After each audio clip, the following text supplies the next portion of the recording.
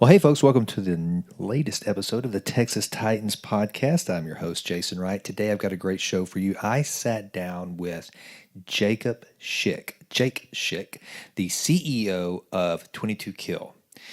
Why is 22 Kill named 22 Kill?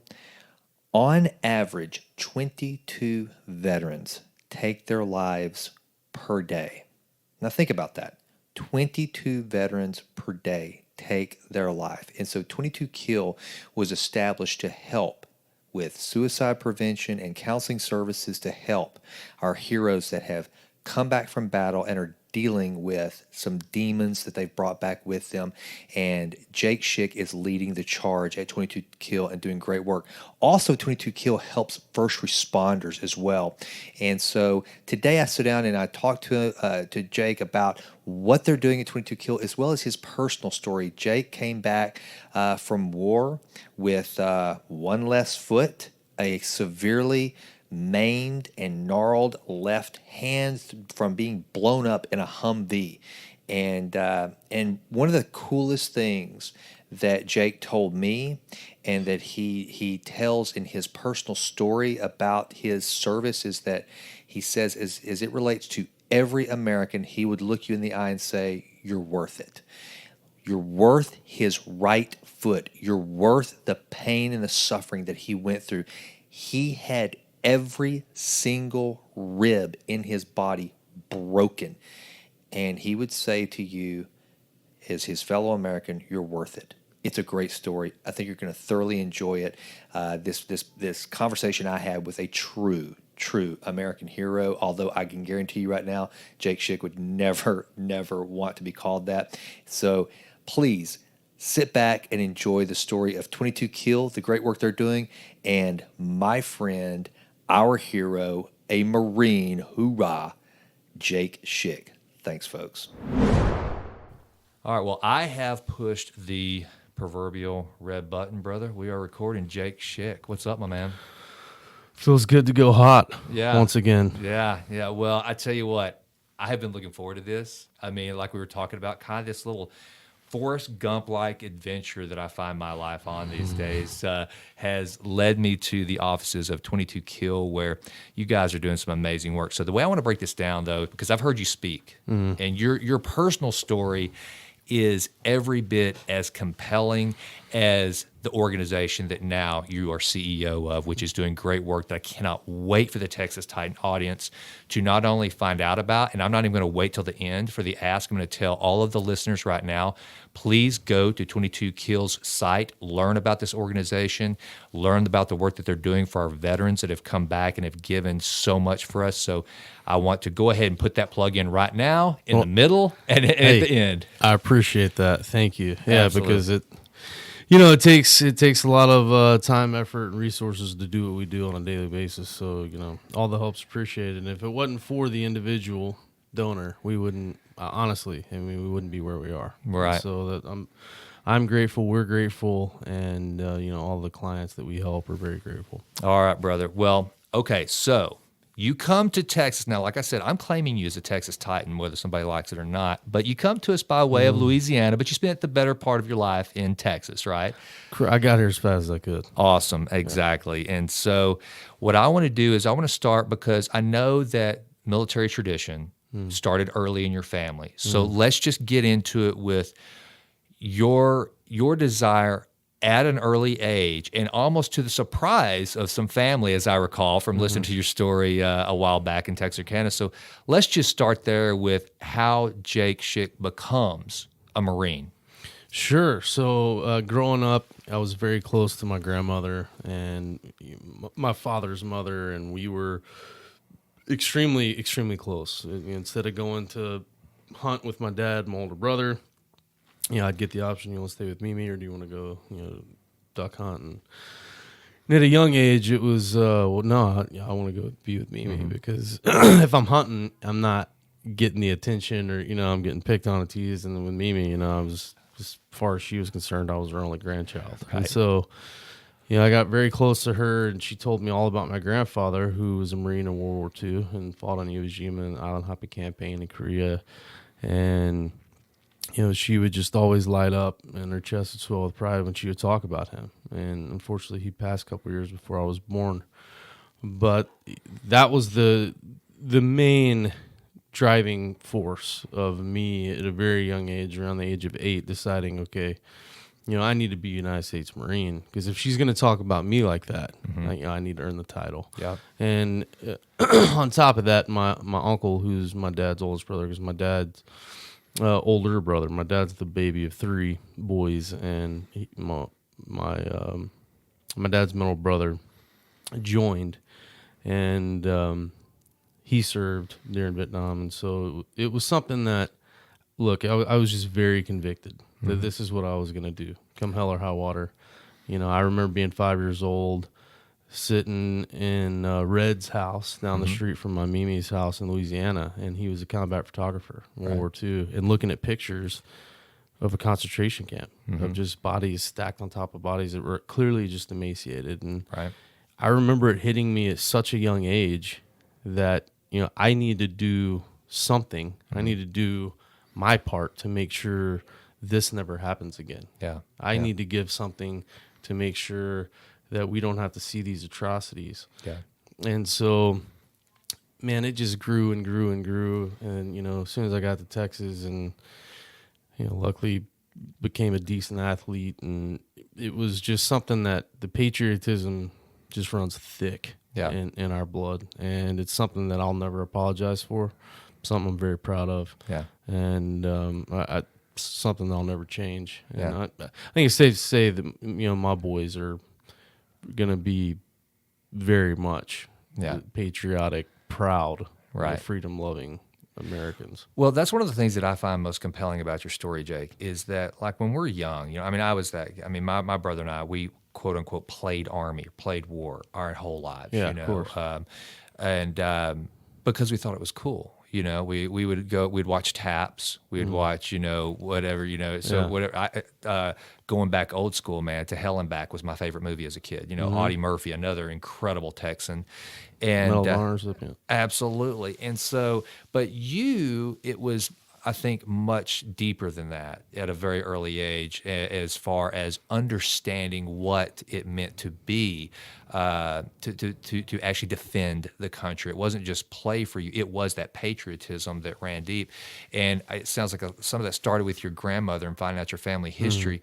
So, when did that start becoming apparent to the family that we're probably going to have this conversation one day with Jake? I mean, did you kind of walk me through? And I want to go to the football, because I know that was a big piece of whenever you became an athlete, right? And then just start kind of take me through that. Sure. I think that my family was surprised, mainly my father, but because of football.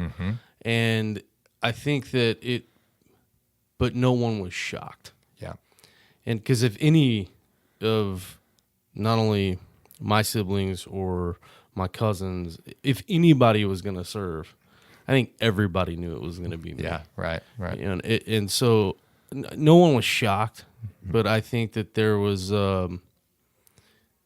definitely concern with my father.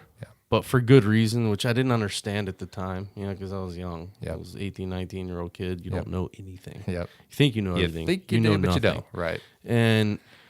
But when, luckily I started playing football at a very young age. It was the sport that I loved, and it was my thing. I mean, my dad, my older brother, baseball players, and I was like, I respect the game. It is an art, but it's also equivalent to watching paint dry for me. And so it just wasn't my thing. I needed action. I needed it. And good news with football, like, anybody can run into anybody. If you're willing to sacrifice your body, you can play that sport. And so, but I also had a lot of motivation in always chasing my older brother, who was just this God-given athlete, who just would step on a field of play or a court, and it was just natural. And it pissed me off so much, because I felt like I was always chasing him, which was great. It was a great motivator to make me work harder and, to be bigger, stronger, faster. And, got to high school in Coppell, Texas, and that's where I really started to flourish, really in 8th grade. and then ended up working really, really hard to play football because my love of the game, the love of the team aspect, and having to rely on teammates and just it being a team sport. I think you grow so much as an individual having to be involved in that environment. Yep. And so it was. I was so grateful for it, and it's it's the main reason I graduated high school. Yep. It's Texas football. Yep. And look, I probably missed more days of high school than I attended. I was that guy where if I was done football season, I was like, okay, my work is done here. Right. And luckily I was surrounded by people who were mentors to me, both male and female, that not only were teachers, but school counselors, principal, to include school cop, and that really just looked out for me and took care of me and made sure that I saw it through. Yeah. And because they knew that I had some childhood trauma. I didn't have a cookie cutter upbringing, and nobody does. Right. And I think they could see the effects of that. Yeah. Coming from a divorced family, but it was it was beginning of my senior year. I was already 18 and walked into the recruiter's office and said, hey, I'm here to sign up and join the Marine Corps. And he said, not like that, you're not, because I had a brace on my right leg because I had torn my MCL like the second week of the season. And I said, well, what's it going to take? And he said, well, I'll tell you what, I'm going to give you 2 weeks. And if you're on the field, I'll come watch you play in 2 weeks. And my trainer told me, like, Jake, there's no way this is a 4 to 6 week at best thing. And right. Of course, me being me, I was like, nope, I'm playing in 2 weeks. Yeah. And that's exactly what I did. And so Staff Sergeant Norberg came and talked to me, and he said, after the game, he came down the sideline, and he said, be at my office Monday. I said, all right, roger that. I'll be there. Right. And went and signed up and told him, he said, hey, we got to take the ASVAB, and then we'll pick from these military occupation specialties that the Marine Corps offers. And I said, no, I don't need to pick. I'm going infantry. And he said, well, you have 3 options. And so I said, all right, got it. And I wrote infantry 3 times. And he's like, Jake, you can't do that. And I was like, well, okay. And where does that come from, Jake? Because that's one of the things about you that I absolutely love is that you love. I can tell you love discipline. You're determined. Where does that come from? Was it? Just talk to me about that. Yeah, look, I had my upbringing. My father's second to none, and he's self-made executive banker, started as a window teller, the epitome of work ethic. Really just instilled in me and my siblings that you get what you work for. Yep. Nothing is given. Yep. Free is a made-up word. Yep. It's non-existent. Yeah. And it just really instilled that in us in a very early age. And I think that clearly I'm biased because of my bloodline, and I'm very proud of my last name and where we come from and the things we've accomplished. But I just really think it's ingrained. It is a part of our DNA makeup that it's and it has its negatives. Yeah. It has its negatives, and God knows I've got a very colorful past, but I'm not sorry about any of it because life's too short for regret. Right. And shame and guilt. And besides that, as a believer, like that's not ours. Mm-hmm. It's not ours to bear. It's not our burden to bear those feelings. Yeah. And so it was between, being raised by my father and my grandmother and aunts and uncles and, all the mentors I had, neighbors, and that, my father always made sure that we were in very productive, healthy environments is if he had control over it. Right. And so that was one of the things that I think contributed to me being a go-getter, and and that carried over definitely to not only my high school football and high school. I was always the guy, especially in the Marines, where if there's a problem, you're supposed to utilize the chain of command and all those things, and I never did that. I always went straight to the top, and we call it standing tall before the man. Yeah. And if I was standing tall before the man, I was either in trouble or trying to get something done for the Marines. Right. And both of those happen often. Yeah. And it was because my thing is I just like to get things done. You know, I like to make sure no matter what, no matter how hard it is, no matter how painful, the ball's moving forward. Yeah. Yeah. You know, because as long as you're falling forward, you're moving in the right direction. Yeah. Doesn't matter if you're falling or not. Yeah. As long as you're going forward, you're moving in the right direction. Yeah. And so I think it's also, I think that comes from a lot of the hardship and trials and tribulations that I had as a kid, and seeing that being static and not being mobile and isolating doesn't solve anything. Yeah, yeah.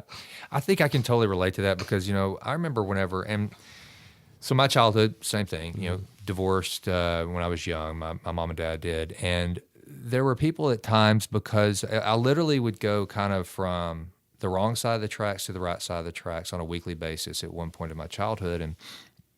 And people would, I remember teachers would come up to me and go, wow, it's so good you turned out the way you did. And I never knew what that meant because to me, it's like, I wish there's a study, and I'm sure there's plenty of research on this, why guys like us that can be thrown in imperfect circumstances, but you've got a choice, right? Even at a young age, you realize, well, yeah, but you still, like I remember when I was growing up, the Just Say No campaign was out, know, and, a lot of people laughed about, Nancy Reagan's deal about not doing drugs. And all it took for me was, I remember thinking this as a child, well, if they're making this big of a deal out of it, it must be bad. So let's just not do that, and even with, and I will also say that even with a childhood that was less than perfect, and by the way, I don't care how many problems I had. I look back on my childhood with fondness, and I had a father that while no father is perfect, at least I had him as an example to look to as to, I said it in the last podcast, my father was the one that taught me your word is your bond. That it's the same thing as you. The harder you work, the luckier you get. And so I just wish there was something because there are guys that have been in our situations that take the other route. As a matter of fact, I've got members of my family that they took that route, and I just don't get it. So I admire the fact that at a very young age you saw what mattered and what you clung to what your dad was teaching you, and then you executed on it, which I think is it's awesome. Yeah. And it's, look, it's not all rainbows, roses, lollipops, and unicorns either.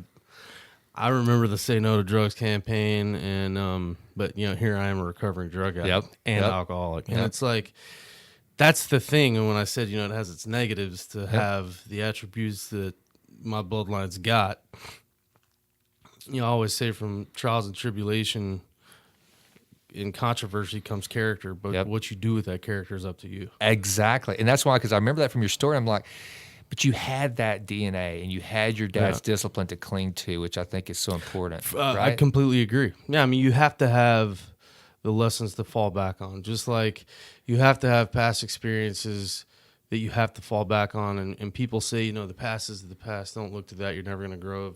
Here's the future. And my thing is no, I mean, both of which is always should be within arm's length because you have to draw from one in order to productively get through the other. I love that. And the only in between, both arms, I mean, the only obstacle is your head. I like your brain. I love that. So you got to wire that tight and make sure, because it's the most valuable weapon you'll ever possess. Amen. Amen. So now you are a Marine. You've enlisted, and you're going infantry. You decided that. So kind of walk us through that, and I want to be respectful of your time because I know Mrs. Schick is sitting right here beside me, and she's got you on a schedule, and so but I want you to tell us about you get into the Marines, and then I want to make sure you have time for that fateful day that obviously would change your life forever. Yeah, it's look, I remember going to MEPS, and I actually went in the Marine Corps on the buddy system with a guy that played linebacker with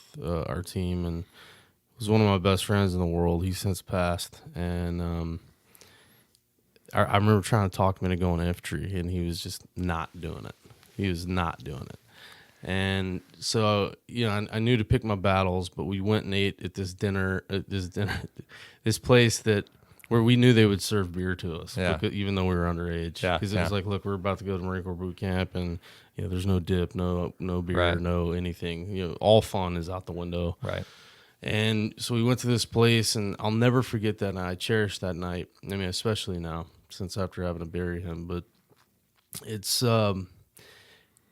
was one of those things where you don't sleep. I didn't sleep a second the night before I got on the plane. You know, get on the plane, fly into San Diego, and I remember flying in, and you can see MCRD, Marine Corps Recruit Depot, San Diego, right there. I mean, from the runway. Yeah.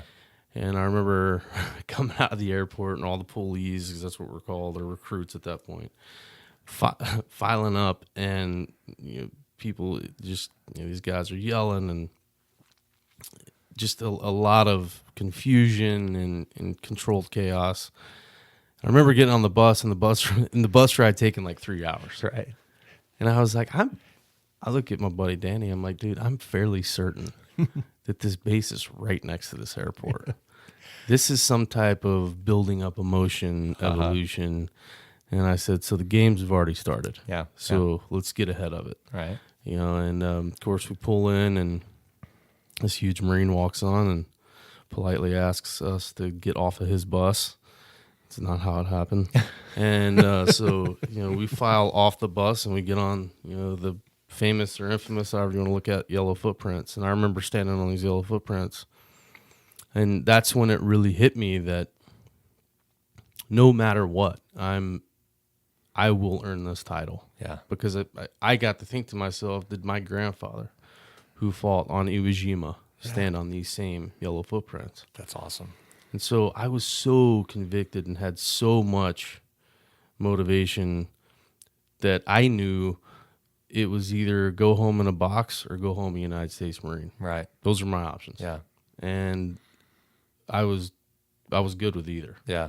Because I was so convicted that this is going to happen no matter what. And if I make my mind up on something and I'm not convicted about it, I mean, it's more than likely it's going to happen. Well, and let's touch on that a minute, because we brought it up a couple of times just so that the listener understands. First of all, if there is a conflict of any kind, the Marines are going. But that's I think pretty much most everybody understands. Marines are going to lead the way into battle. Mm-hmm. But then there's infantry. So it's like a double whammy. It's like, you're a Marine, so you're going to go fight. And by the way, if you're an infantry, then make no mistake about it. Oh yeah, you're gonna get in the fight. You're gonna get to utilize the tools you've been trained. Exactly. Yeah, I mean, and that's for me, because when I signed up, it was peacetime. It was 2000, and then Christmas came 2001. Graduated May, June 2001. Mm-hmm. Of course, I wasn't due to ship till like December, January time frame. Well, 9/11 happened. Yeah. Wow. And I remember watching the second plane hit the South Tower, and I was like, Danny was over at my house. I remember watching that, and I looked at him, and I said, "We're going to war." Wow. And not 15 minutes later, my phone rang, and it was my recruiter, and he said, "Hey, you're a combat billet. You're going. You're not. It won't be December. If you're a combat billet, we all know we're going to war. Got to get you trained up, and so you're going." And he went with the combat billet, and I was like, "Okay, all right, let's do it." Wow. And luckily, I still got to go with Danny because he was artillery, and so it was one of those things that once you got there and you felt, for me anyway, like as soon as we got off that bus and stood on the footprints, and I had all these thoughts and emotions. Like I felt the energy and the spirits of these Marines that came before us. And I mean, all that did, I just got goosebumps thinking about it. Like all that did was just motivate me more. And it was like, you know what? There's nothing special about me. There's nothing special about anything I've been through, about my pain and suffering. And that's really where I accepted that fact, was in Marine Corps boot camp, because there was nothing special about it. All I had to do was look to my left and my right. That guy was suffering just as much as me, if not more. Yeah. And so, but what makes the Marine Corps the best in the world, put simply, is that in no other branch, tier 1 or otherwise, can argue with this. We adhere to tradition more than any other branch. We are very, very proud of our Marine Corps. We're the smallest. We are the least well-funded. We are very good at accomplishing the impossible with secondhand things. Right. But it's the pride and the tradition that I think is why, we're still undefeated. Yeah. And so it was something that was just a drive, and they pound that in your head, and especially being in boot camp a month after 9/11, is if Marine Corps drill instructors don't need a whole lot of motivation to be Marine Corps drill instructors, Right. they had it a month after 9/11. Yeah. And it was, but man, it was such an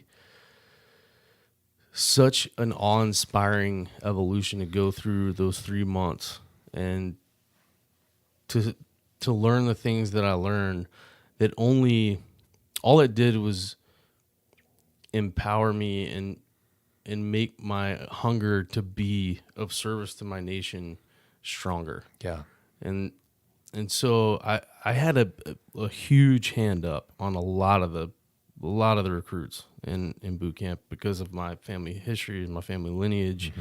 And it was something that, I think that's why I was a squad leader, because a lot of the guys drew from that. They saw it in me. They knew that, I'm right where I'm supposed to be. Yeah. No matter how gnarly it gets, I'm right where I'm supposed to be, and I'm never going to question that fact. Right. And, get done with boot camp, and, my dad's there. And I'll never forget when my dad, he walked by me on the parade deck. And they said, platoon 2018 dismissed. And he didn't even look at me. And he flipped me a can of Copenhagen Long Cut. And he said, "Good job, let's go eat." Wow. Didn't even look at me. So I was like, okay, he's still pissed. I get it. And I still didn't understand why. Yeah. Well, come to find out, that my dad saw what war and combat does to the human mind and the human soul through his father and his older brother. And all it was his love and concern for me. Yeah. And wanting me to not have to experience the worst part of the human element and the human condition. Yeah. And of course, this didn't register with me until probably I was in the hospital, because we spent a lot of time together in the hospital. But I saw his, frustration more than anything. And, but little did he know, like, that just motivated me more. Yeah. Yeah. And it made me want to do, be a Marine even more. Yeah. And then I remember getting done with boot camp, and, him saying something at lunch where we went and ate lunch, and he said, "Well, Jake's basically trained Marine." And I remember that pissing me off. I was like, it's more than you're ever going to be. Yeah. Wow. So, basically trained or not, Right. I've got 10 days and I'm going to School of Infantry. When I'm done with that, I dare you to say basically one more time. Wow. And I remember it just like, I didn't say anything. I don't think I've ever even said that publicly. I think that's the first time I've ever said it. But I remember that really, really getting under my skin. Yeah. Because I was like, I just come off this gnarly 3-month evolution that I saw guys dropping like flies. Yeah. And I'm like, basically trained Marine? Yeah. Like, can you even, I don't even think you could say that. Right. But I get his point, and clearly he's old school, and so it is what it is. But went up to School of Infantry after my 10-day leave. Loved every minute of School of Infantry, and that's where you learn that what you're about to embark on is a very real, high stress, inherently dangerous job. Yeah. Yeah. And that's where, in School of Infantry, is where it really hit me. Yeah. Where I was like, okay, this is gonna be life altering. Yeah. Yeah. And I think it hit all of us. We still had, we're young Marines. We were gonna still have our good times, get it in, because we all knew we were going to war, just didn't know when. But it was something we talked about often. That was like, hey, this is no joke. Right. Like, this is the real deal. Yeah. And you get in these training environments, and especially like 3D warfare and house fighting, and it's like, man, there's so many things that can go wrong Yeah. so fast, Yeah. and you won't see it coming, Yeah. because there's so many possibilities. And I just remember us sitting down one day and talking about it, and just saying, hey, look, all we can do is make sure we have each other's back, make sure that our 6 is covered, and you have our left lateral limit, our right lateral limit, make sure our line of fire is direct. You got to be precise. And that's what people don't understand, is that the saying goes, every Marine's a rifleman. Well, until you go through a 3D environment and a house-to-house warfare environment, Yeah. you have to be very, very precise with where you're going to place a round because, like I said, you are one slight trigger pull away from making a mistake that you're probably not going to get over. Jake, okay, so it's the timeliness of this is amazing because I'm right now reading McChrystal's book, Team of Teams. Mm-hmm. And that's one of the things that he talked about that you guys had to deal with was that what he realized was that war had now changed forever. It used to be complicated. War is always complicated, but now it had become complex, meaning that it wasn't linear, that there wasn't a defined battlefield, there wasn't defined nation states going head to head. All the rules had basically been thrown out the window, and you guys were thrust into this environment where you can't just create, like go back to football. You can't just map the play and execute it. And yeah, you're not going to score every time. You're not going to get your block every time. But generally speaking, you've got 100 yards between end zones to run your plays and either score or not. Right. Right. Yeah. Now war is not that. That's not the case anymore. It has gone from a complicated endeavor to an incredibly complex endeavor. And you guys were the first generation to go in there and be awakened to that, correct? Correct. And that was one of the things that, talking to the men and women that came before me, it's interesting because I've heard a lot from, World War II era all the way to Vietnam. Like, man, there's no way in hell I would want to be in the environment you guys had to fight in. And where I'm thinking, like, are you kidding me? Yeah. Because you guys make us look like a bunch of sissies, like from the environments. Frozen Chosen Reservoir. That's just one. There's so many battles I could think of that were way before my time. That it was a no-win condition. Yeah. But you're right. It is, especially because you weren't sure who your enemy was or wasn't. Yeah. There's not traditional uniforms. There's not. All these traditional things from the past have now changed. The game has absolutely shifted. The playing field shifted. And you know what? Good. Good. Harder is going to draw better effort. I like that. And we were good with it. Yeah. It was, okay, when we show up, it's business time. And regardless of what was said back here, you don't send...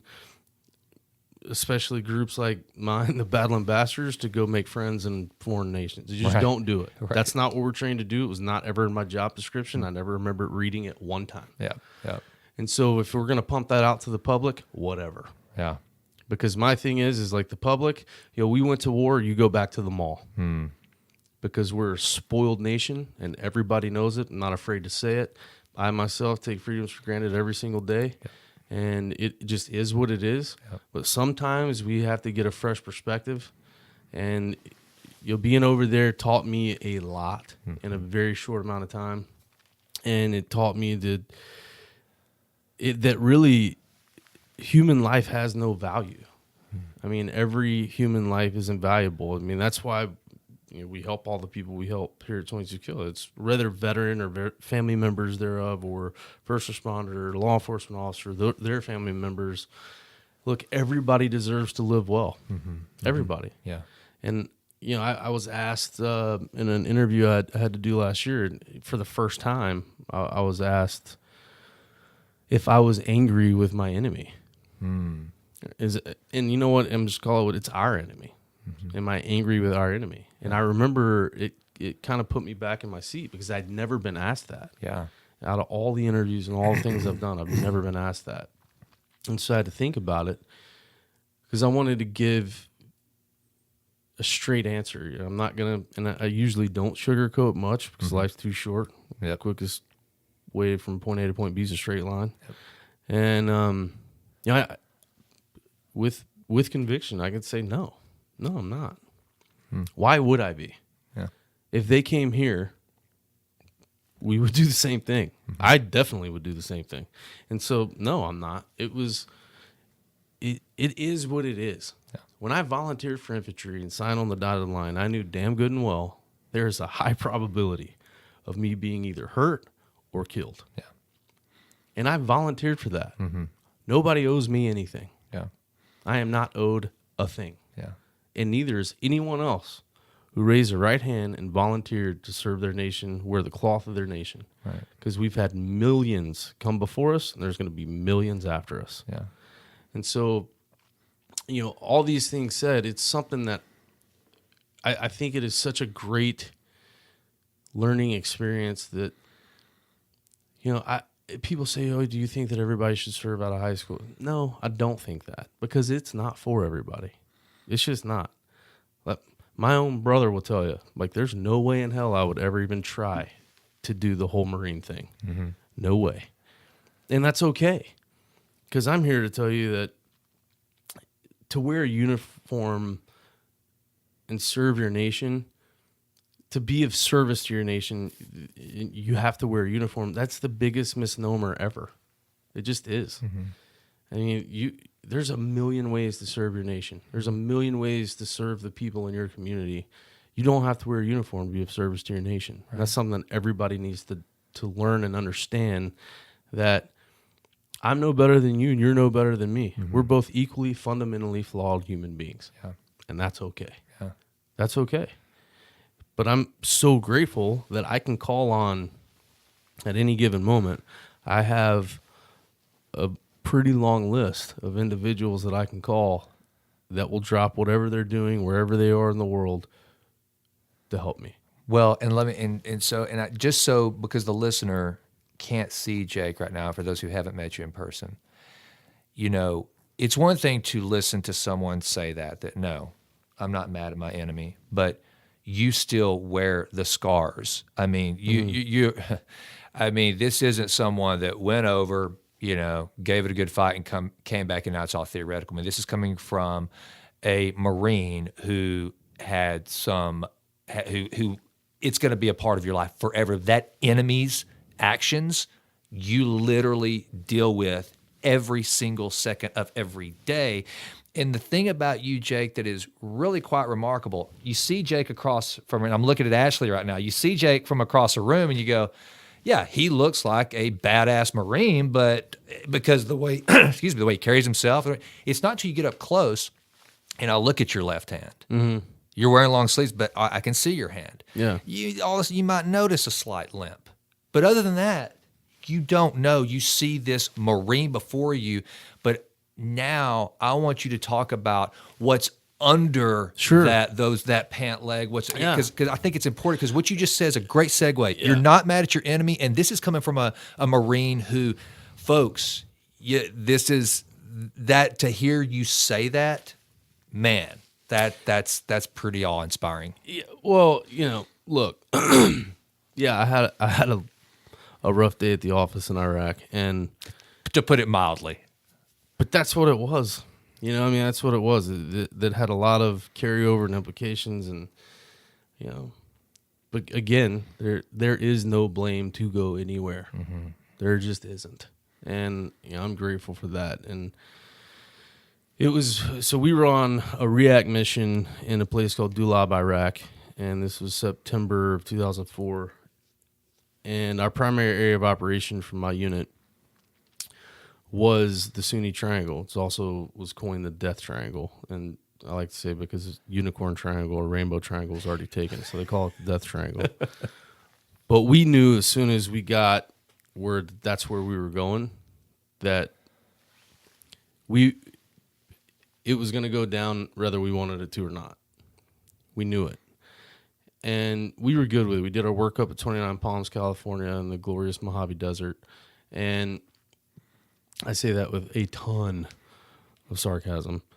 But we were already a tight-knit unit, but we got much tighter at 29 Palms, and we did some training at March Air Force Base, actually where we lost the first Marine in a training incident.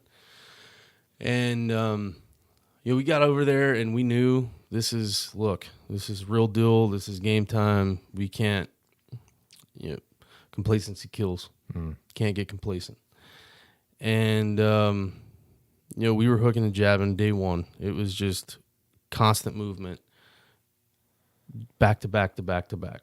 Just being tired, hot, and hungry were three absolutes. Mm-hmm. And I learned in a combat environment that it's just like life. The two absolutes of combat, just like life, is plan A is never going to go according to plan A, and communication at some point is going to break down.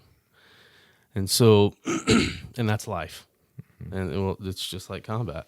So we get these orders that we're going to Dulab, and I don't know why. I just had a bad feeling about it.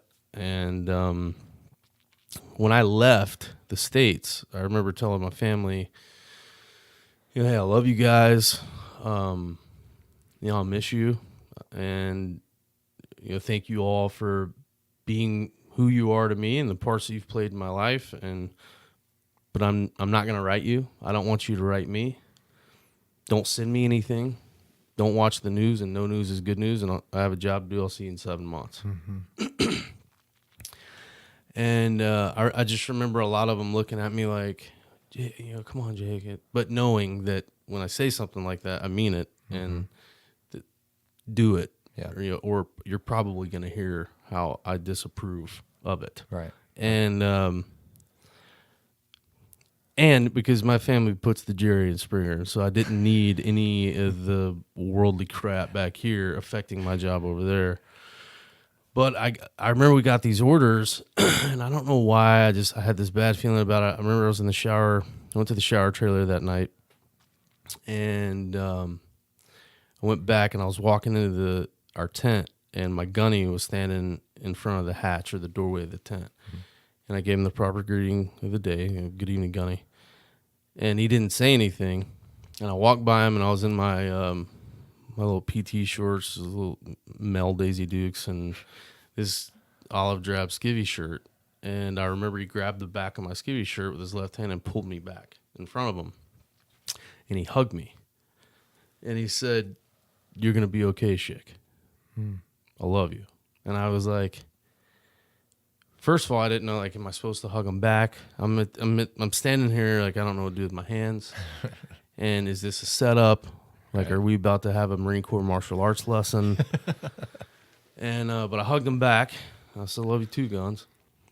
And then, of course, he told me politely to go away. And but something told me, I just felt this feeling that go call your family.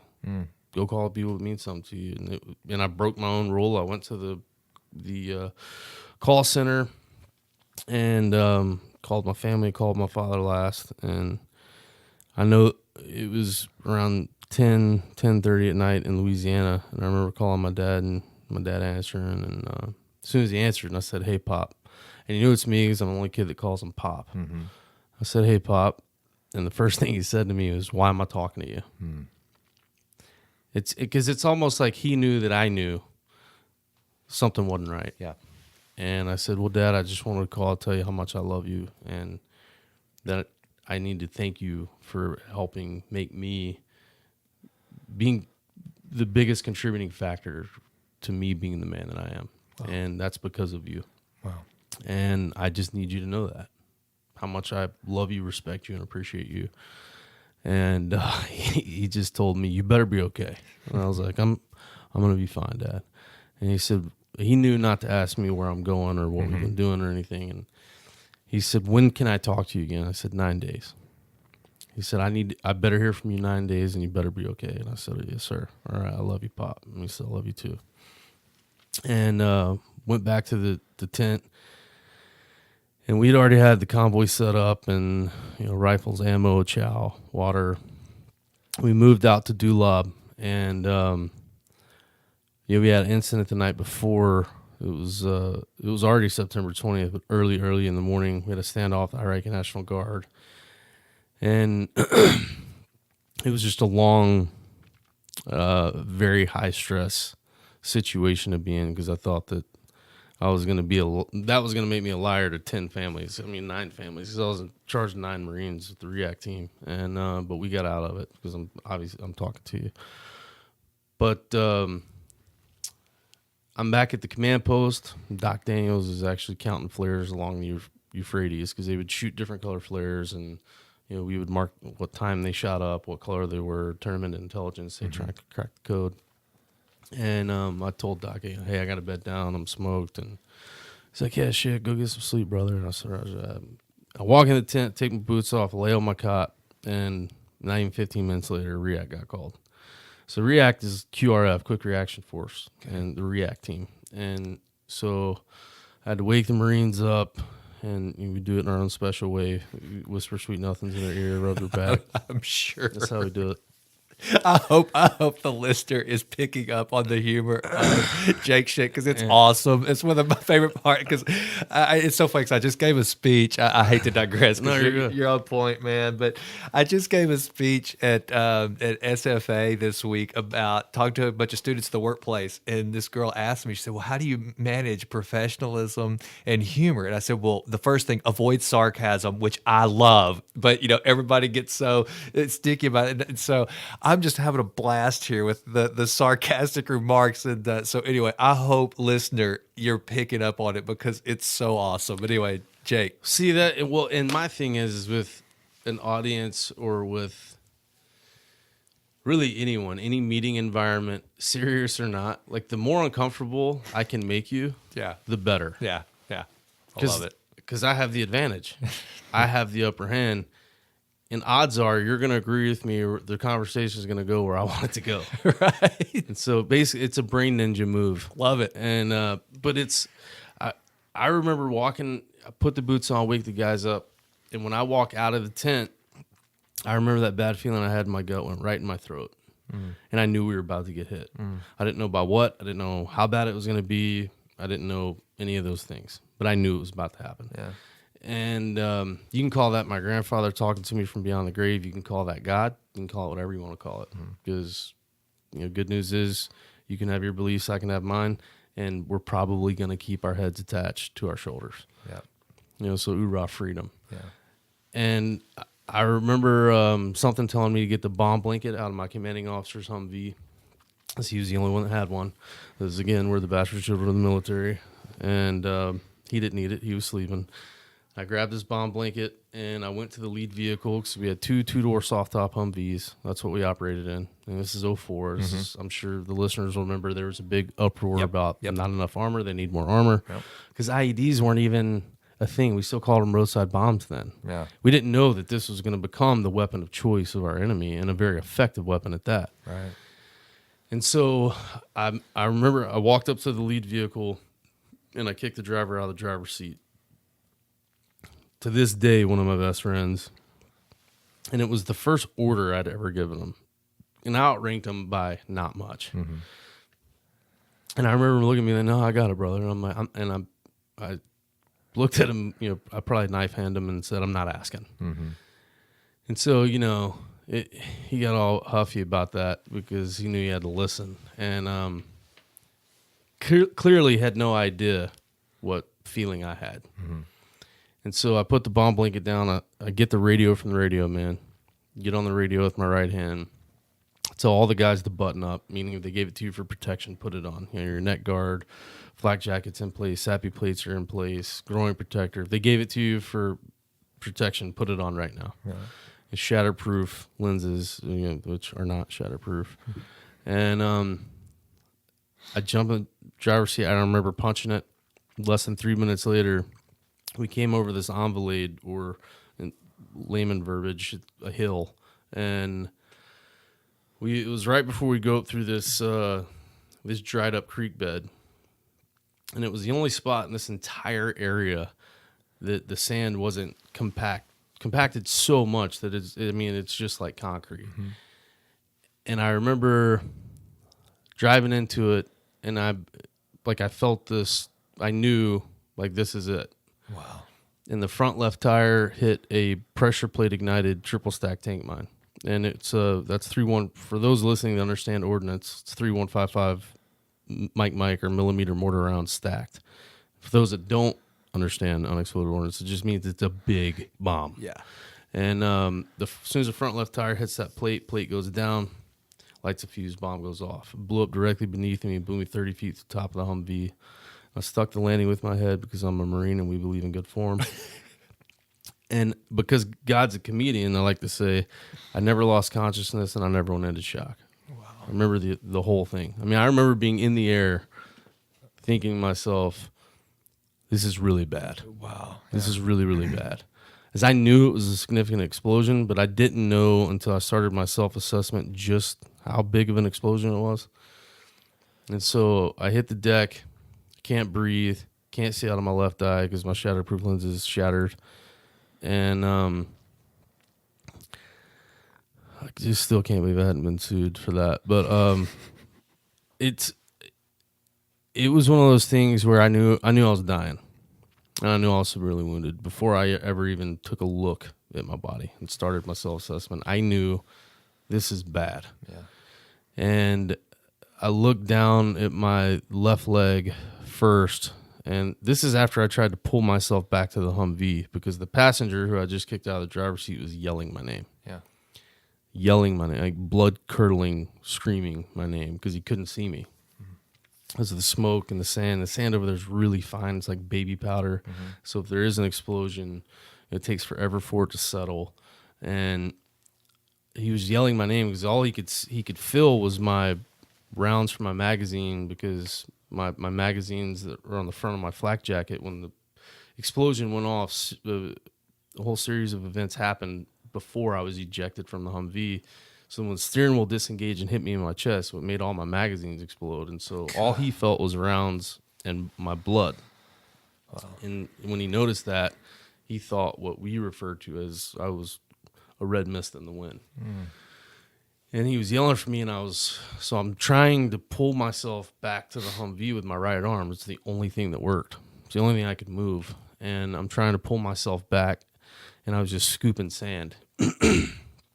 And I remember, I'll never forget when he yelled, he broke all military protocol, and he yelled my first name.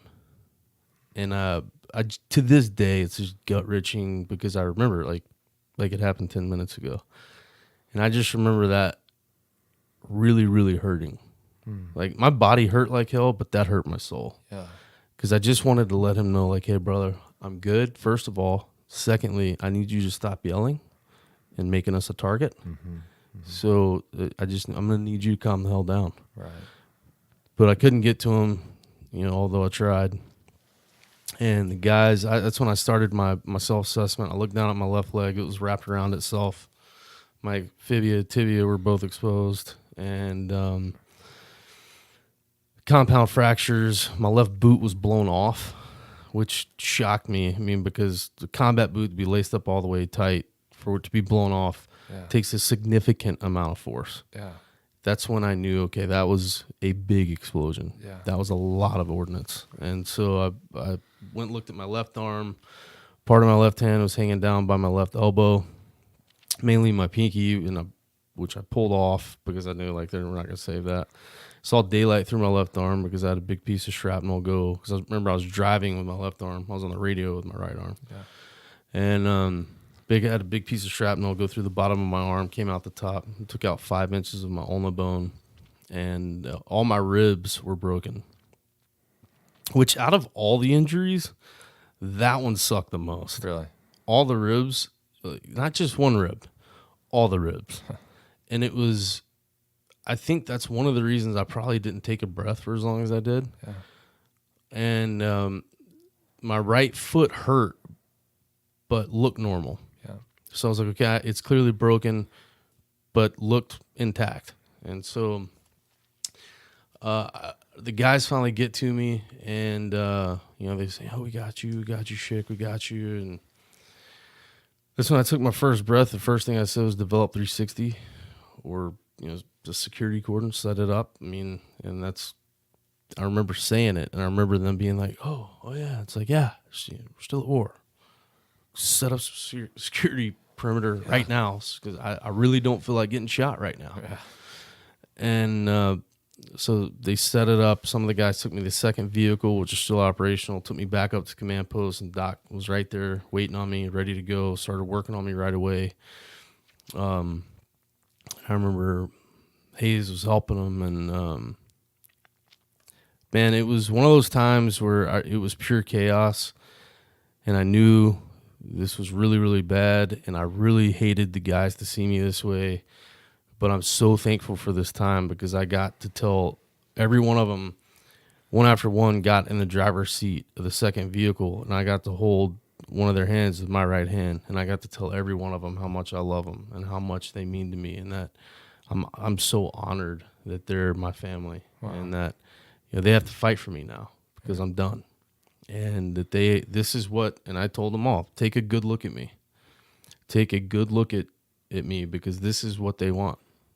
They want to do this to all of us. Wow. Use this as motivation to go fight forward, and go win. Yeah. And so I'm really thankful for that, because it's something that we don't really, with the Marine bravado, and it's not something you do. You don't talk about feelings and all that stuff, but all that went out of the window when things got very real very quick. Yeah.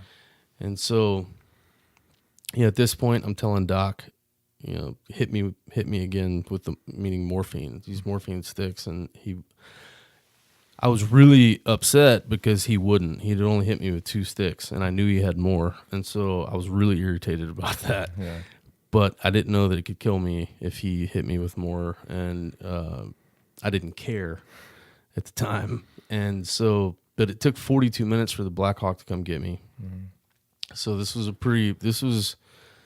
this felt like light years long. I can't even imagine. And Bird finally gets there. They put me on the Bird, and I remember my platoon sergeant kissing me on my forehead.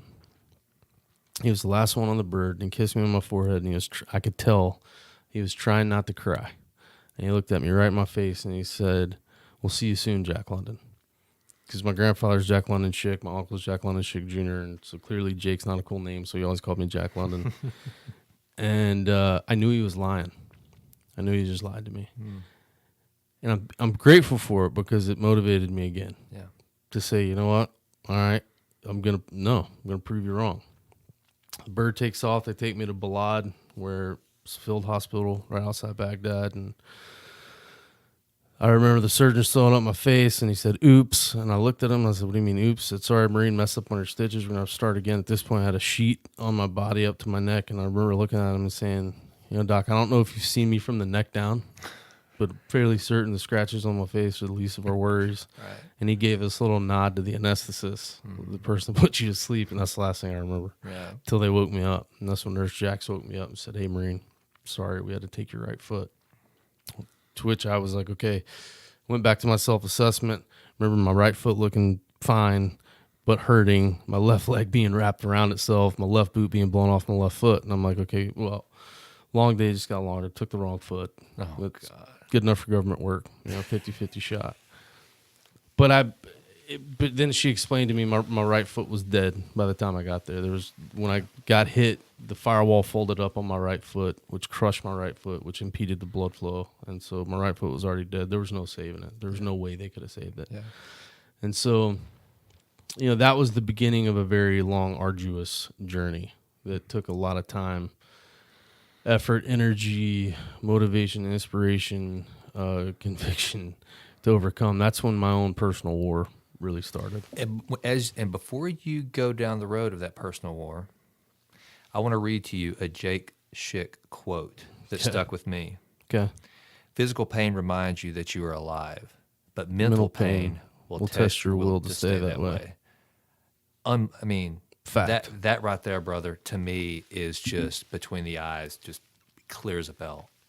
Talk about that. Yeah, look, if I'm in shorts and a T-shirt, it's abundantly apparent that I had a rough day at work somewhere along the line. Yep. But if I'm wearing what I'm wearing today, unless you're attention to detail oriented, it's probably hard to tell. Yep. Aside from some of the scars on my face, like that. Look, the most detrimental wounds a person can have, whether a combatant or not, live in between your ears.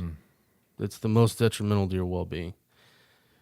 And you referred to earlier is, you have these injuries that, I now have a prosthetic leg on my right leg because I'm a below-the-knee amputee. But, and you said I have this constant reminder every day and of the things that my enemy did.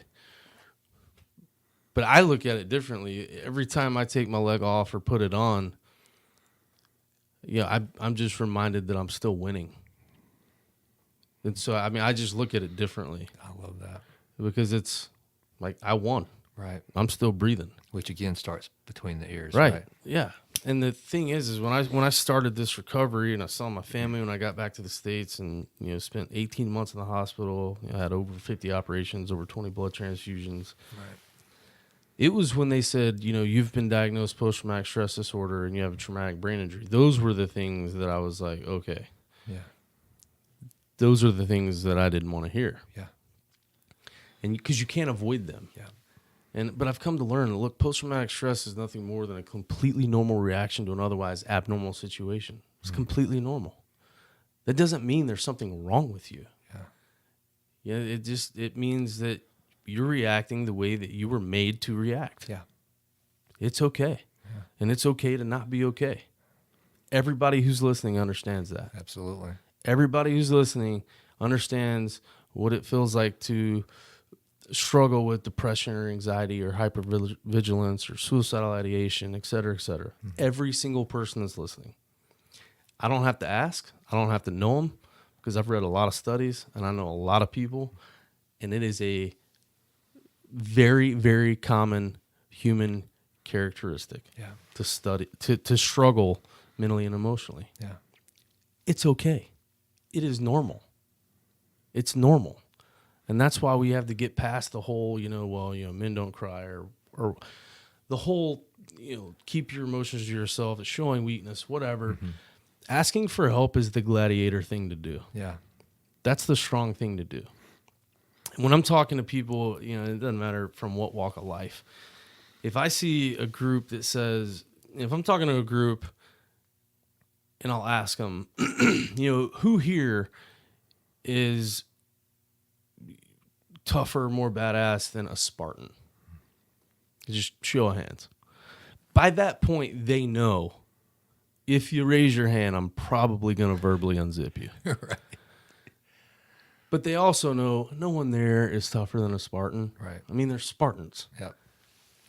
So explain to me. So then I'll say, what has changed from the time of Spartans when they would go through a major battle? And that after every major battle, it was mandatory that they would mourn their losses for an hour. Mandatory. That they would hug and cry and mourn their losses. What has changed from that time to modern era, modern day, where we can't show emotion? We can't admit that we're hurting. Yeah. We can't talk about it. What's changed? I mean, clearly a myriad of things, but for me, it's like, look, we all bleed red. Yeah. Every one of us.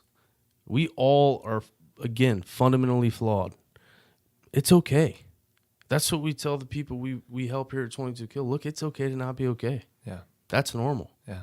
And the fact that you walk through these doors shows a tremendous amount of courage. Congratulations. First step is done. Yeah. It's not going to be, fair winds and following seas from this point forward. All right. You're going to have to be willing to get uncomfortable in order to grow. Mm-hmm. Refuse to be a hostage to your pride. Refuse to be a hostage to your pride. And embrace your vulnerability. That's where you're going to find victory. Yeah.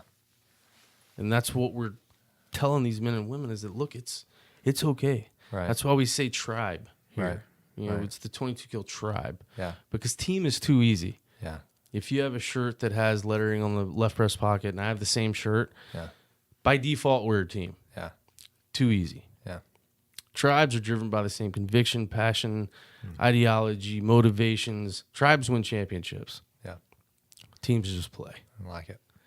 And that's why we're a tribe. And our thing is that if you're gonna go through what you've gone through, if you're gonna struggle, like with me, like I said, from trials and tribulation, controversy comes character. Which way you take that character is up to you. Yeah. I suck at doing anything halfway, good or bad. I like to say that either way, it's going to be a hell of a show. And I went all the way with drugs. I went all the way with alcohol. Yeah. I had a very destructive life for a long time. Doesn't mean you can't change. Yeah. It doesn't mean that you have to stay in your cesspool of comfortability. Yeah. Because that's what it is. It's ultimately, if you're caught in that trap, it's ultimately your fear of not knowing what it would be like if you do take the steps to empower yourself and be better. Yeah. It's yeah. the fear of the unknown that's Yeah. keeping you where you are. Yeah, I love that. Absolutely. Absolutely. Take the leap. Yeah. Take the leap because you have one life to live. This Yeah. isn't a dress rehearsal. Yeah. You get one shot. I love it, man. All right. I think Ashley's getting antsy. Are we good? We got a little bit of time? We got a little more time. I got to make sure the boss stays, that she doesn't get on to either one of us. Yeah, well, I mean, it's going to happen no matter what. So I want you to take this time. You manage it the best way possible, because I would like to touch a little bit on the struggle you had that led you to understanding this. I mean, yes, I think any listener with half a brain realizes that you went through an unbelievably traumatic experience. Of course. But then you went down a rather dark road. You faced some of the demons that come as a result of it. But like we talked about earlier, you were able to conquer them. And what you were just talking about, you were able to realize some things that a lot of people, by God's grace, some veterans are listening to this right now, and you just gave them permission to ask for help. You just gave them permission, not that they needed permission from you, Of but course, somebody, they need to hear from somebody that it's okay to have those feelings. Now go do something with them in a positive way to get better. So take that, Jake, and talk about as much of your journey through that process. And then I want to make sure that we use this time to let people understand what 22 Kill is, to understand the profound impact that war, battle, whatever, that the people, and one of the things I love about 22 Kill, it's not just about veterans anymore, but it's first responders that go through these things that, like you said, it's a normal reaction to being blown up. That is not a normal event. Right. So take that where you want to make sure that this time is best used for your story, which I think is so compelling to what 22 Kill story is. For sure. Yeah. I mean, listen, at the at the height of my drug addiction, I really battled suicidal ideation. And I had a plan. I had a plan to check out, call it quits, because I felt like I was a burden to my family. I was a burden to my friends.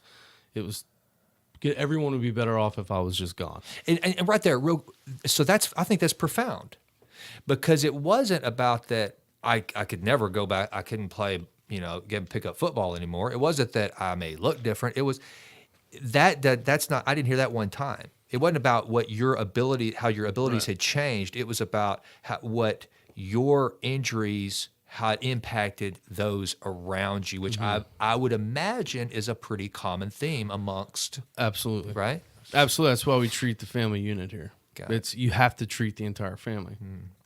And that's because you're all in it together. You all go through significant experiences and trauma together, not just the individual at all. It's the entire family unit. And so, for me, I just felt like, all right, I've done enough damage. I need to, because I was never a good patient. I was not hard. No, I was not easy to deal with for quite some time. And because I was in survival mode, and all I knew to do when my back was in a corner was to fight my way out. Yeah. That's all I knew my entire life. And I was in survival mode. But I was sick and tired of being sick and tired. And but I got a phone call that changed all that. And it was from a guy that I fought with in Iraq and his dad. And he said, hey, we lost Will last night. And it was by his own hand. That really would change the course of my life. Yeah. And, to date, I've lost 30 friends who've died by suicide. I know 8 that were killed in combat. And it's a staggering statistic, but it's a very real statistic. And what people need to understand is that post-traumatic stress, traumatic brain injury, trauma is not a warrior issue. Mm-hmm. It's not a first responder issue. It's not a law enforcement issue. It is a human issue. Mm-hmm. It is a human issue. And that's the thing that we have to understand, is that we all need this help and this empowerment. And we all have to understand that we're all going to fall short at some point. We're all going to struggle. We're all going to do all these things. Struggling is inevitable. Yeah. Suffering is optional. Yeah. And we have to remember that every day we wake up, it's our choice. You're a victim or a victor. It's your choice. every day you wake up. There is no gray area there. Yeah. You either choose to be winning or not. Love it. Yep. Period. Doesn't mean you're not going to have hard days. Yeah. Those are guaranteed. Yeah. But it's how you continue to move forward through that trial, through those trials and tribulations. That's what people remember. Absolutely. And it's like I tell my kids, just focus on living a life worth writing about. I like that. And it's, I have a sign above their toilet, and all it says is I make them read it when they go in, when they go out of the bathroom. Stay humble, be kind, work hard. It's all you have to remember. Stay humble, be kind, work hard. That's why here, it's like I tell the tribe, look, if anyone who walks in these doors, treat them as if they have a broken heart, because you never know. You never know. And one thing that people can feel here is that we're going to love you all the way, unconditionally, knowing we're going to get hurt. Yeah. It's going to happen. It's happened before. It's going to happen again. Right. We know we're never going to bat 1,000. 2 reasons. There's God. We're not him. Right. We have to have realistic expectations in order to be completely effective at this job. Yeah.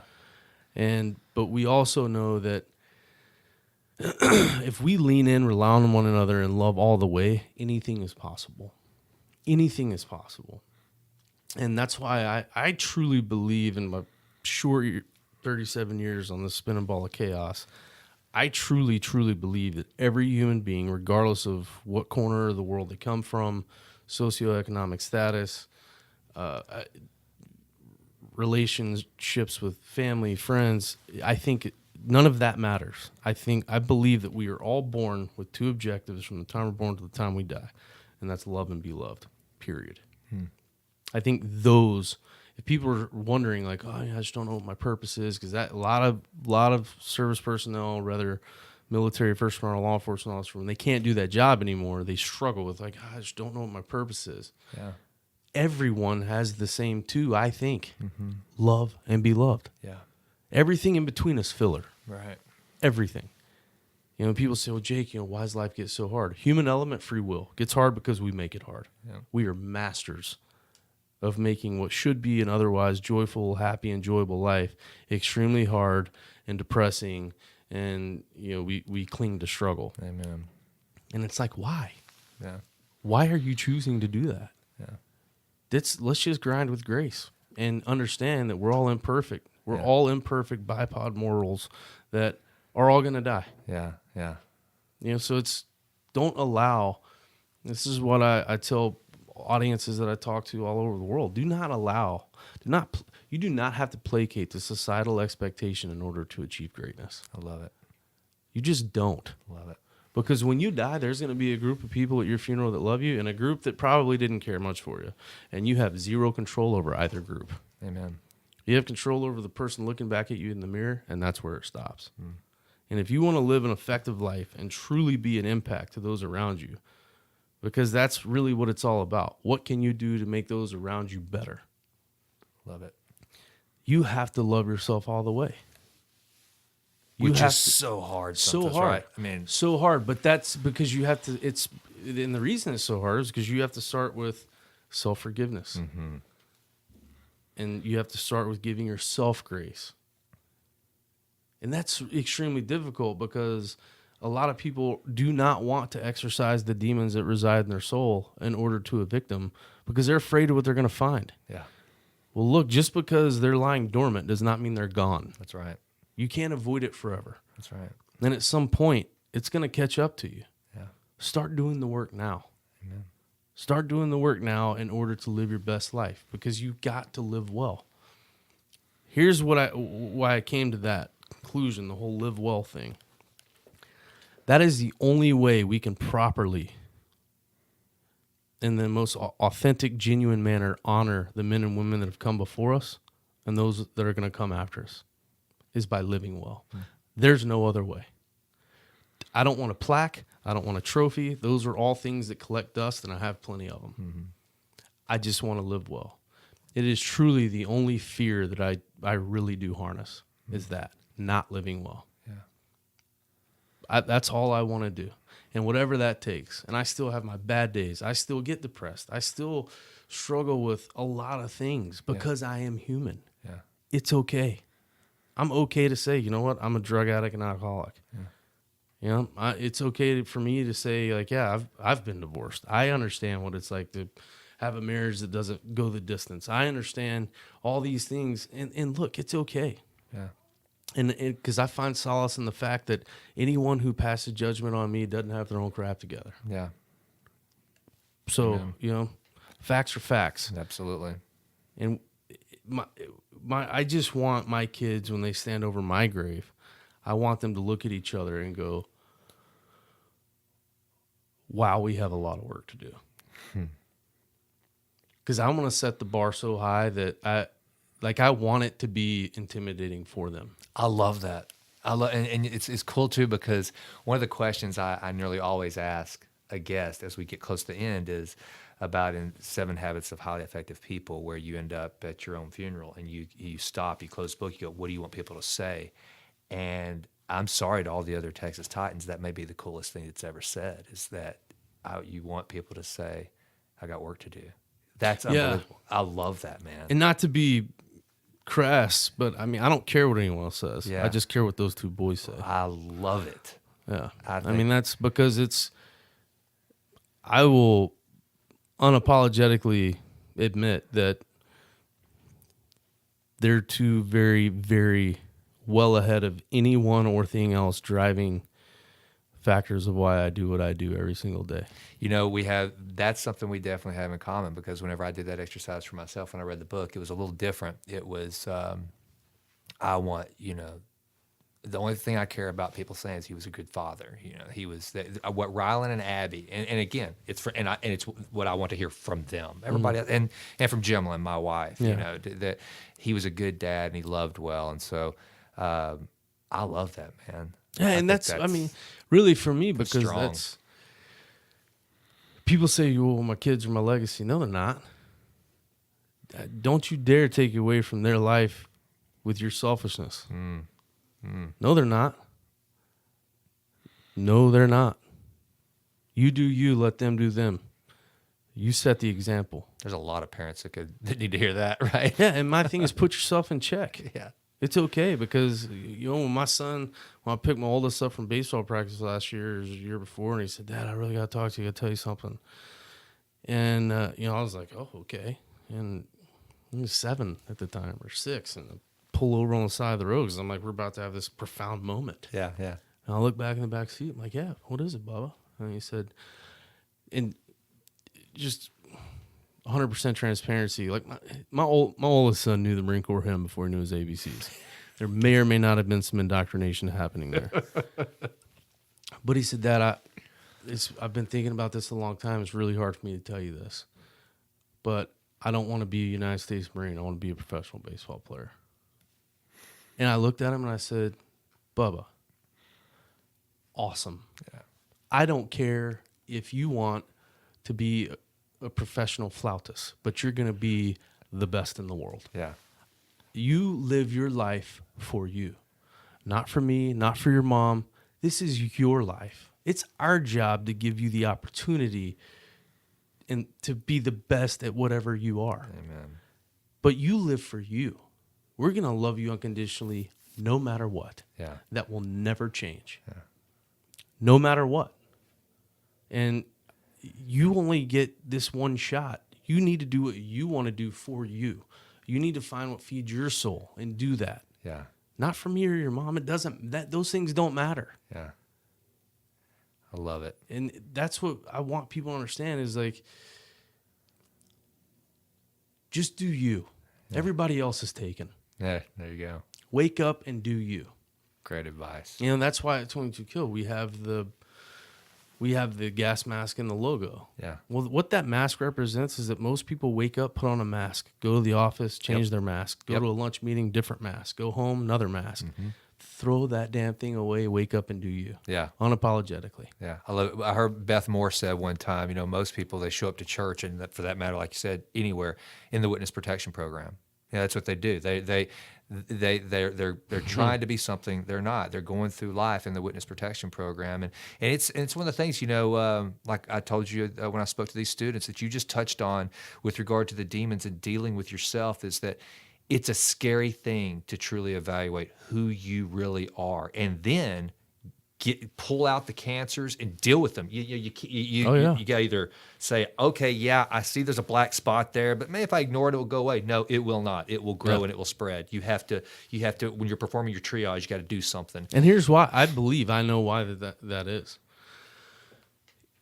It is so much easier to be sad, depressed, angry, miserable, struggling than it is to be inherently happy, Yeah. feeling joy the way it was intended, exhilarated just to be alive. Yeah. Here's why. The latter doesn't take a lot of effort. That's exactly right.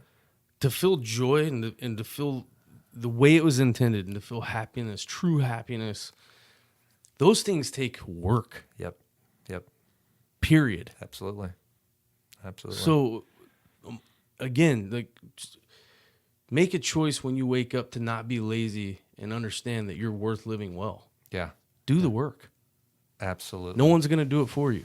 Nope, you can't just read a book about push-ups. You got to actually, get up there, and Right. do 'em, right? And Or if you're a Marine, you got to do those pull-ups. I'm sorry. Yeah, and I mean, it's just, here's the thing is, if you're not willing to put in the work, don't expect to reap any of the awards. Yeah, amen. Because it's like praying for a miracle and refusing to get out of your isolation chamber. Yeah, right.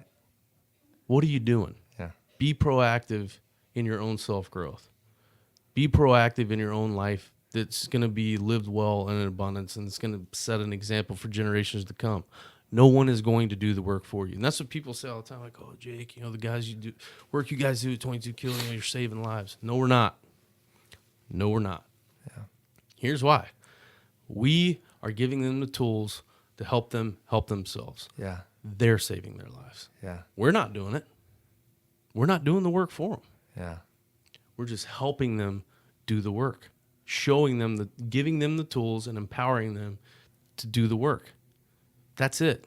Whether that's a therapy program or riding a motorcycle or going on a camping excursion or a hunting excursion, it's all the same thing. yeah.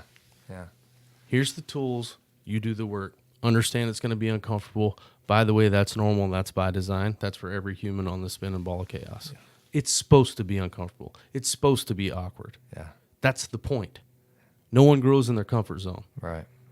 Stop being afraid of what you might be if you put the bottle down or if you put the pills down or if you don't allow your fear to dictate who you can be. I love it. Fear of the unknown is going to get you nowhere. Yeah. And oh, by the way, it's something that's going to always be there. Yeah. So learn to channel it and use it. Burn that fear as fuel and move on. Wow. I love it. All right, Jake, I can't let you go without telling these people how they can support 22 Kill. What's the best way to get involved with you guys? And if there's a vet listening, if right now or a first responder, whomever that could use you, just how does this audience support what you're doing or benefit from what 22 Kill is doing? Yeah, you go. It's simple. Number22kill.com. Go to the website. You can email us. We'll get back to you right away. info@22kill.com or support@22kill.com.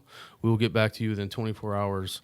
And we have a myriad of programs that are going to help empower you, your families, and listen. It's just if you're one of those people that's listening and you're struggling, and you don't understand your purpose. Just remember what I said.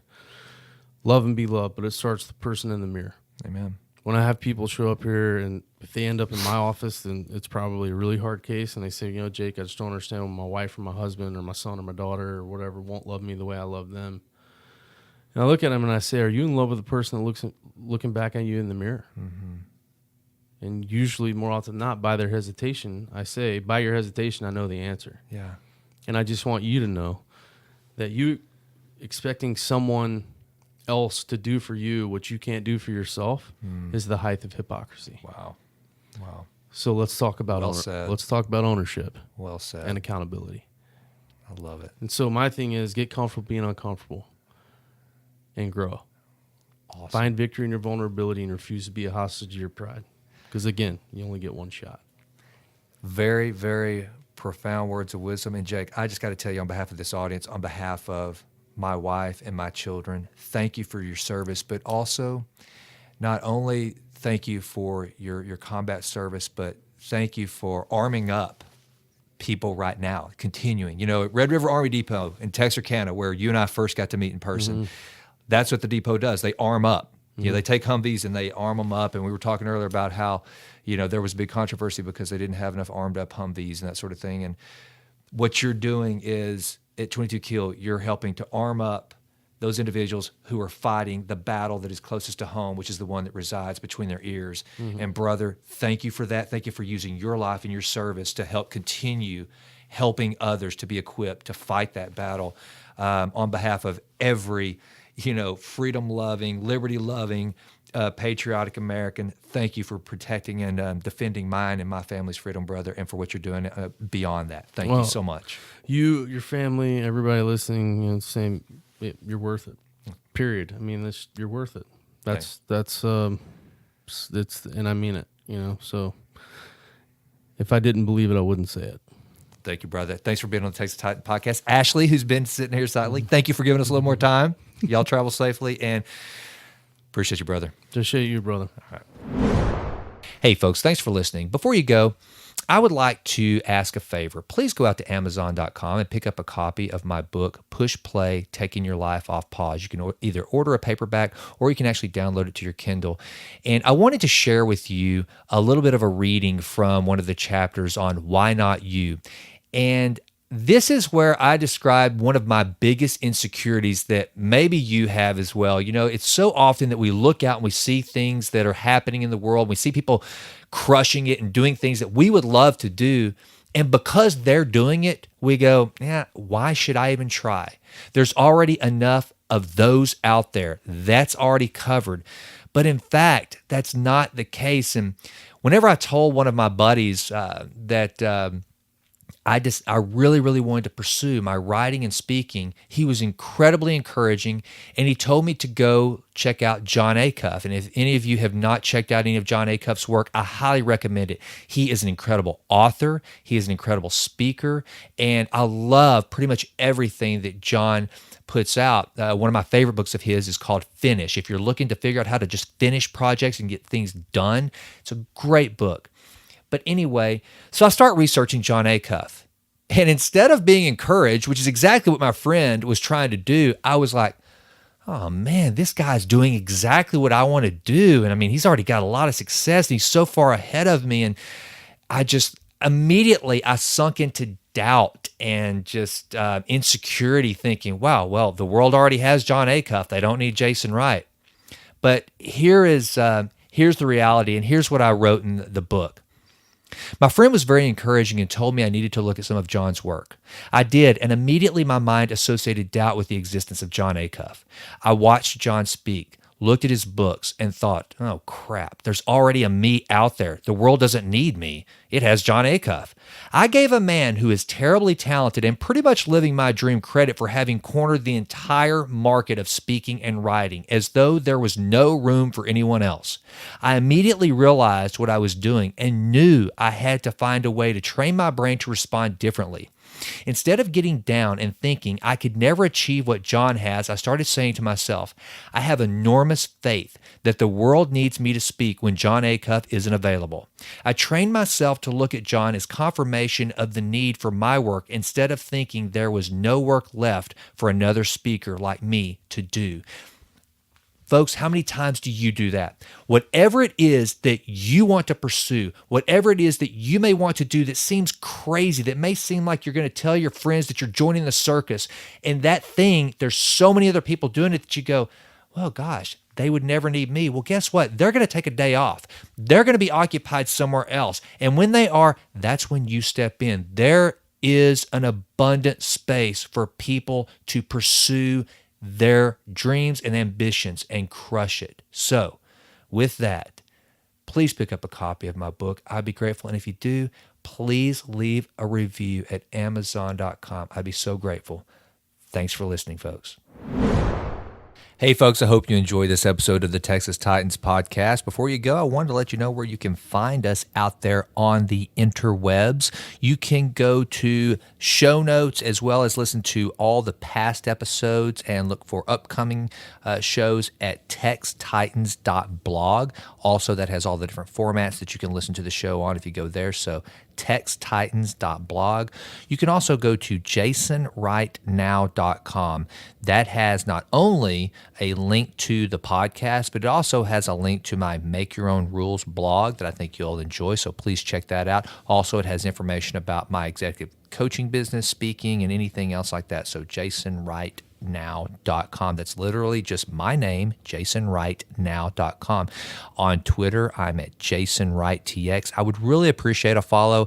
I have not been a big Twitter user, so I need you guys to help me with that. So please take the time to go out to jasonwrighttx, find me, and follow me. I'm trying to get more active with it, and so if you'll engage with me, I'll try to do a better job of engaging with you. So I would appreciate that. And then on Instagram, I'd really appreciate a follow there. I'm at Jason Wright Now. Again, my name now. So please follow me on Instagram. And then on Facebook, I'm also at Jason Wright TX. So check us out there. And I'm also on LinkedIn, so look for me there. I try to use as many platforms as possible to let you know about upcoming shows, past shows, and then also just anything that I find interesting. I'm trying to push it out and get better with the social media. So please check us out there and follow us.